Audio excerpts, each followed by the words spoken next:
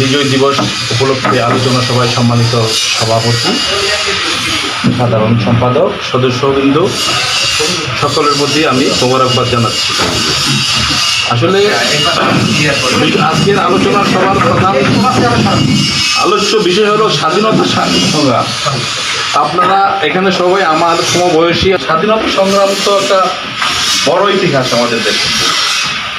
একটা সংগ্রাম তো পৃথিবীতে তো একটাই, আর তো হবে না। তাই মুক্তিযুদ্ধের চেতনার বিষয়টা আমাদের কাছে বিষয়। এই দেশের বহু মানুষ এই দেশটার জন্য জীবন দিচ্ছে। এরা কিন্তু এই চিন্তা করে জীবন দেয় নাই যে আমি এমপি হব, মন্ত্রী হব, আমি ধনী হব। এই চিন্তা করে কেউ যুদ্ধ করছে, জীবন দিছে। আমরা আজকে সকলের তাদের জন্য দোয়া করি।